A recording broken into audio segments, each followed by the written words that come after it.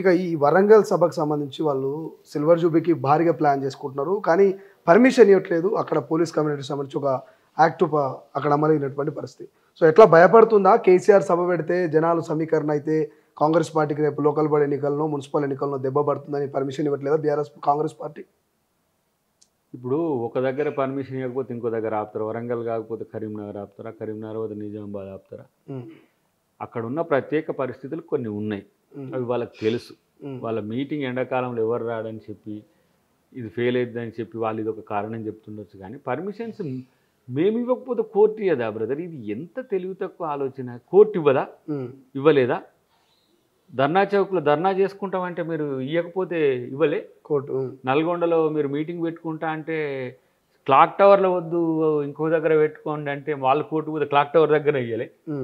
ఇవన్నీ ఏమంటాము, చేతకాని కామెంట్స్ లేకపోతే విమర్శలు తప్పితే కోర్టు ప్రభుత్వాన్ని డైరెక్షన్ చేసిన సందర్భాలు తెలుసు. వాళ్ళు మీటింగ్స్ పెట్టుకుంటానికి, మేము మీటింగ్స్ పెట్టుకుంటానికి వాళ్ళు అడ్డుకుంటే కూడా మాకు పర్మిషన్లు ఇచ్చిన రోజులు మేము చూడలేదా? కాబట్టి ఇదేదో అడ్డం పెట్టడానికి మాట్లాడే మాటలు తప్పితే మరొకటి కాదు. సంథింగ్ అక్కడ వరంగల్ ఇష్యూస్లో ఒక 30 days అట్లా పెట్టడానికి ఉన్న కారణాలు వేరు. చూద్దాం, వాళ్ళు కోర్టుకు పోయినా వస్తుంది. ఆడనే పెడతామని ఇప్పుడు 27వ తారీఖు కదా, 27 27వ తారీఖు కదా, అప్పటి వరకు వాళ్ళు తెచ్చుకోవచ్చు. ప్రభుత్వం కూడా ఇవ్వచ్చు, ప్రత్యామ్నాయం ఇవ్వచ్చు, అక్కడ కూడా ఇవ్వచ్చు. అది అది ఏమంటాం, ఆ ఫ్యాక్టర్స్ని వాళ్ళు నిజంగా పెట్టాలని ఉంటే తెచ్చుకోవడం సమస్య కాదు. కానీ అవుతుందా కాదా అనే సమస్యలు ఏమైనా ఉన్నాయేమో అట్లా ఆలోచించమని చెప్తున్నాను.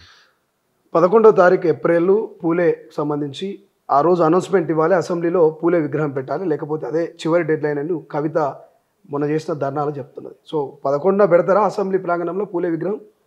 11 సంవత్సరాలు ఎందుకు పెట్టలేదని ఇప్పుడు నాన్న కలిస్తాడు.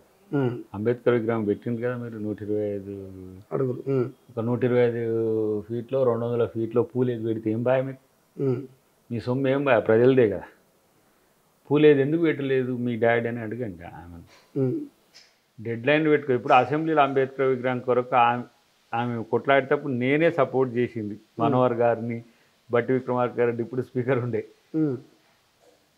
ఆ రోజుల్లో కూడా అసెంబ్లీలో అంబేద్కర్ విగ్రహం అనేది గాంధీ గారు ఉన్న తర్వాత అంబేద్కర్ గారిని పెట్టడం అనేది పోటాపోటీ అవుతుందా అని ఆలోచించి మాత్రమే ఆగిండ్రు. కానీ చివరికి మళ్ళీ కాంగ్రెస్ ప్రభుత్వం పెట్టింది. కానీ మరి మీరు పూలే విగ్రహం కూడా అసెంబ్లీలో పెట్టలేకపోయింది కదా. ఇప్పుడు మీరు అడుగుతున్న పూలే అసెంబ్లీలో పక్కన పెట్టి ఎక్కడన్నా పెట్టిండ్రా? ఎక్కడన్నా పూలే మీద ఉందా? మేము పెడతాం కాబట్టి అది తెలుసుకొని మేము పెట్టే ముందు కొట్లాడితే అబ్బాయి ఏమే కొట్లాడితే బట్టే వచ్చిందిరా అనుకుంటాను. పూలే విగ్రహం పెడుతుంది కాంగ్రెస్, డెఫినెట్గా పెడుతుంది. అది డిక్లేర్ ఇప్పుడు రేపే కదా. రేపు ముఖ్యమంత్రి గారు, హనుమంతరావు గారు మీటింగ్కి అందరం పోతున్నాం, బీసీ సంఘాలన్నీ వస్తున్నాయి. నేనేమంటున్నా అంటే మీ brother in law and father ఎందుకు బీసీ బిల్లుకు రావట్లేరో ఒకసారి అడగమ్మా. పూలే గురించి పూర్తి మద్దతు ఇస్తా ఉంటుంది కదా రేవంత్ రెడ్డి ప్రభుత్వానికి, 42% రిజర్వేషన్కి మేము పూర్తి మద్దతు ఇస్తా వెనక్కుండి రాలే. ఢిల్లీలో జరిగిన మీటింగ్కు 14 రాష్ట్రాల రిప్రజెంటేషన్ వచ్చింది. ఆ వేదిక మీద అసలు మేము ఎందుకు కూర్చున్నాం రా అనిపించింది. పోయి ఎక్కడో వెనక కూర్చుంటే పాపం వాళ్ళు వేరు రాష్ట్రాల నుంచి వచ్చిండ్రు. ఎంపీలు వచ్చిండ్రు, ఎమ్మెల్యేస్ వచ్చిండ్రు, ఎక్స్ఎంపీలు వచ్చిండ్రు, మంత్రులు వచ్చిండ్రు. అన్ని సౌత్ నార్త్ ఈస్ట్ వాళ్ళు కూడా ఎంపీస్ వచ్చిండ్రు. నార్త్ ఈస్ట్ వాళ్ళు అయితే ఆ ఇనిషియేషన్ను చూసి, సీఎంను పొగిడే తీరు చూసి నాకే ఆశ్చర్యం. వాళ్ళకి అంత ఇన్ఫర్మేషన్ ఉంది. ఇంతెందుకు నిన్న ఏఐసిసి మీటింగ్లో కూడా అసలు ఎవరో ఊహించలే రాహుల్ గాంధీ గారు ఆ ఎజెండా ఎత్తుకుంటారు, ఏదో ఓబీసీకి 42% ఇస్తాను ఒక 10 minutes చెప్పిండు మొత్తం ఎట్లనా ముఖ్యమంత్రి చేసిండు అని చెప్పి రేవంత్ రెడ్డి గారు కూడా ఊహించి ఉండరు. మీరు బీజేపీ వాళ్ళు రాకపోతే, బీఆర్ఎస్ వాళ్ళు రాకపోతే, ఇక మళ్ళీ మీరు ఢిల్లీలో పోయి రాజకీయాల కోసం మీరు చేస్తుండ్రు, గల్లీ నుంచి చెప్పు అని గల్లీ నుంచి బిల్లును తీసుకుపోండి అని అంటున్నారు. నేనేమంటున్నా, మనం అందరం కలిసి గవర్నర్ గారిని అడిగితే పంపియడా? ఇప్పుడు ఎవరో అడిగినామని ఎస్సీ బిల్లును అంగీకరించింది, అసెంబ్లీ చట్టం చేసింది, గవర్నర్ గారు యాక్సెప్ట్ చేస్తారు. If there is any dissent recent చేస్తాడు, మళ్ళీ అది సరి చూసుకొని మళ్ళీ పంపిస్తే యాక్సెప్ట్ చేస్తాడు. మీరు అట్లనే బీసీ బిల్ కూడా పంపమని మీరు ఎవరైనా అడిగినరా? బీజేపీ వాళ్ళు పోయి కలిసిండ్రా? లేదు బీఆర్ఎస్ వాళ్ళు అడిగినరా? విగ్రహం అక్కడ పెట్టడం కాదు, ఏది ఇప్పుడు వాళ్ళు అడుగుతున్న విగ్రహం పెట్టడం కాదు, అసలు ఒక ప్లాన్ మైండ్లోనైతే ఉన్నది. నేను పెద్దల దృష్టికి కూడా తెచ్చిన. అనుకుంటారు అసెంబ్లీ కాకుండా ఎక్కడ అనుకుంటున్నారు? ఇప్పుడు ఇట్స్ మై పర్సనల్ పార్టీ అనుకోకండి. ఇప్పుడు అంబేద్కర్ గారి పక్కన మంచి ప్లేసే ఉంది, ఒక 2-3 acres ఉన్నది. ఎందుకు ఆ పెద్ద ఆయనను మనం అక్కడ గౌరవించుకోలేమని చెప్పి ఒక 2-3 పెద్దలకు చెప్పిన నేను. దాని సాధ్యాలు భూమికి సంబంధించిన అంశాలు ఉండొచ్చు కాక, మనమే సామాజిక పరివర్తకులను మనం ఇప్పుడు ఒక 80% పైగా 90% దగ్గరగా ఉన్నదని ఒక చర్చ జరుగుతుంది కదా ఇప్పుడు ఎస్సీ ఎస్టీ. పూలేని ఆ మాత్రం గౌరవం మనం కూడా ఇచ్చుకుంటే నష్టమేందని ఒక ఫీలింగ్ నాకు మైండ్లో ఉంది. అంటే అదే ఎత్తు 125 అడుగులు ఎత్తుతో పెట్టాలనుకుంటున్నారా లేకపోతే ఎట్లా? అట్లా పెట్టినా నష్టం లేదు నాకు అనిపించింది. నేను మొన్న మన చిన్నజీయర్ స్వామి గారు అంబేద్కర్ విగ్రహం నుంచి మన పీపుల్స్ ప్లాజా వరకు యాత్ర చేసిండు, సామాజిక సమతామూర్తి యాత్ర. ఆ రోజు రామానుజ స్వామి ఎట్లా ఉన్నాడు, అంబేద్కర్ కూడా అదే ఆలోచనలతో ఉన్నాడు. కాబట్టి అంబేద్కర్ని నేను గౌరవించాలని పోయినసారి నేను వారి ఆశ్రమం పోయినప్పుడు అక్కడ నాకు రామానుజం గారిని చూస్తుంటే అంబేద్కర్ యొక్క ఆలోచనలు ఉన్నట్టు అంటే ట్రూ అదని చెప్పి అంబేద్కర్ గారు రాసిన సంపాదకీయం కూడా రామానుజ స్వామి గురించి చెప్పింది. తర్వాత వారు యాత్ర కూడా ఇక్కడ నుంచి పెట్టినప్పుడు పక్కన ప్లేస్ చూసిన నేను. ఇది అంతకుముందు మనకు ఐమాక్స్కు పార్కింగ్ ఉంటుండే ప్లేస్ ఉంది, ఇప్పుడు అన్ని మీటింగ్లు ఓపెన్ అయిపోయింది మొత్తం అది. సరే నా ప్రభుత్వం ఏమనుకుంటుంది అంటే నా ఫీల్ అట్లా అనుకున్నా నేను. ఎందుకంటే అది బుద్ధునిది ఒక పెద్ద చరిత్ర ఎన్టీఆర్ గారు చేసింది. నాకు తెలిసి ఇంకా మనం అప్పుడు చిన్నపిల్లలం, కానీ ఏంది ఇంత సాహసోపేతమైన నిర్ణయం. నేను విద్యాసాగర్ రావు గారు రాసిన ఒక ఆర్టికల్ చూసి అంటే మనం అంత కాన్షియస్గా లేము కదా అప్పుడు. ఆయన హుస్సేన్ సాగర్లో బుద్ధుని విగ్రహం పెట్టాలని వచ్చిన తలంపు, కాషాయం నుంచి బౌద్ధం వైపు ఒక చర్చ, అటు తర్వాత అంబేద్కర్ విగ్రహం ఆడబెట్టిన ట్యాంక్ బండ్ మీద అంబేద్కర్ విగ్రహానికి కూడా పెద్ద చరిత్ర ఉంది. ఇప్పుడు ఆ ఫ్లైఓవర్ పక్కన ఉన్నది చిన్న విగ్రహం, పెద్ద చరిత్ర. ఎంతో పోరాటాలు జరిగినాయి. జేబీరాజు గారిని అడిగితే చెప్తాడు. అసెంబ్లీలో అంబేద్కర్ విగ్రహానికి ఒక పోరాటం జరిగింది. ఇప్పుడు ఇది 125ది ఏమంటాము, అదొక పెద్ద చరిత్ర అంబేద్కర్.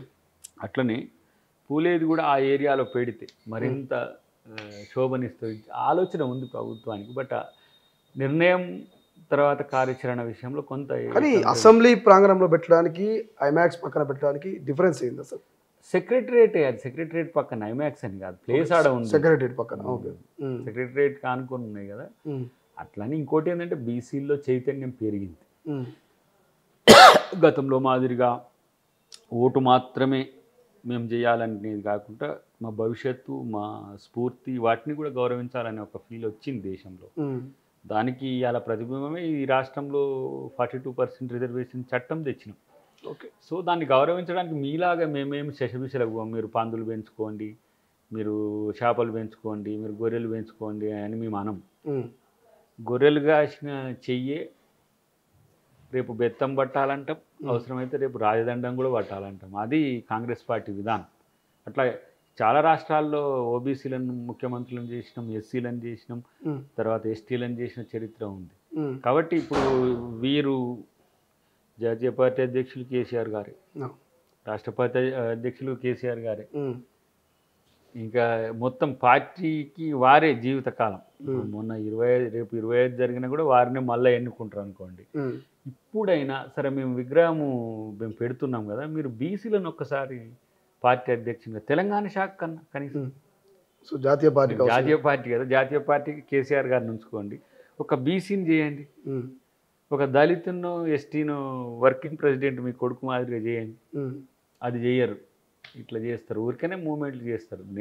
నేను ఆ రోజు నా కంటెంట్ ఏంటి, తెలంగాణ మూవ్మెంట్లో అంబేద్కర్ ఎస్టాబ్లిష్ ఎట్లా కావాలి అని అంటే చిన్న రాష్ట్రాల ద్వారా నిమ్న కులాల యొక్క అస్తిత్వం పెరుగుతుందని అంబేద్కర్ పెద్ద స్టేట్మెంట్ ఇచ్చింది అప్పట్లో, చాలా విజనరీ స్టేట్మెంట్. కాబట్టి వీళ్ళు అంబేద్కర్ ఎజెండాని ఎత్తుకుంటుండ్రు. కాబట్టి మేము డెఫినెట్గా దానికి ఆ రోజు నేను మాలమానాడు తెలంగాణ అధ్యక్షునిగా ఉన్నా కాబట్టి నేను అవుట్ అండ్ అవుట్ ఆ మూమెంట్కి సపోర్ట్ చేసిన. సో పూలేది రేపు హనుమంతరావు గారి స్టేట్మెంట్ మీరు చూస్తారు. హనుమంతరావు గారు అంబేద్కర్ విగ్రహం ఖైరతాబాద్లో కూడా పెట్టించిండు. ఏడా మన ఇది సెంట్రల్ దగ్గర ఇది కూడా ఆయన ప్లాన్ చేసుకుంటాడు. నేను వారితో నేను హనుమంతరావు గారిని ఒక మంచి విగ్రహం పెడితే బాగుంటుంది అనేది చేద్దాం. తర్వాత ఓబీసీ మూమెంట్ కూడా దేశవ్యాప్తంగా రేవంత్ రెడ్డి గారికి వస్తున్న పేరు జీర్ణించుకోలేక అది తప్పుల తడక అన్సైంటిఫిక్గా ఉన్నది, ఇది ఇట్లెట్లయితుంది, అది అట్లెట్లయితుంది, మండల కమిషన్లో ఇట్లా ఉన్నది, దాంట్లో ముస్లింలను ఎందుకు చేసిండు, ఇంకోటి క్రిస్టియన్ ఎందుకు చేసిండు అని. నాయన నువ్వు ఏం చేస్తావు బయట మాట్లాడకురా బాబు, దాంట్లో ఇన్వాల్వ్గా. రేపు కేంద్ర ఇప్పుడు ఎస్సీదంటే రాష్ట్రాలకు అవకాశం ఇచ్చింది కాబట్టి అయిపోయింది, చేసింది. ఇది షెడ్యూల్ 9లో పెట్టాలనేది ఉన్నది. షెడ్యూల్ 9లో పెట్టినా పెట్టకపోయినా రాష్ట్ర ప్రభుత్వం దాన్ని అమలు చేస్తుంది మాకున్న అధికారం మేరకు. మీరు చేసే సెంట్రల్ గవర్నమెంట్ ఇట్లా చేసిండ్రు, లేకపోతే అది మీ ఇష్టం. కానీ దీనితోని రేవంత్ రెడ్డి గారు అంత పెద్ద మా ఏఐసిసి మీటింగ్లో మా ఎల్ఓపి మా రాహుల్ గాంధీ గారి ఒక 10 నిమిషాలు మాట్లాడినంటే దానికి ఎంత ప్రయారిటీ ఉన్నట్టు ఆలోచించాల్సిన అవసరం ఉంది. కాబట్టి ప్రజల కోసం మేము ఏమైనా చేయడానికి సిద్ధం, మీలాగా రాజకీయాల కోసం చేయం. ప్రపంచంలో ఏ మూల ఏ క్షణం ఏం జరుగుతుందో వేగంగా తెలుసుకోవడానికి తొలి వెలుగు వాట్సాప్ ఛానల్ని ఫాలో చేయండి.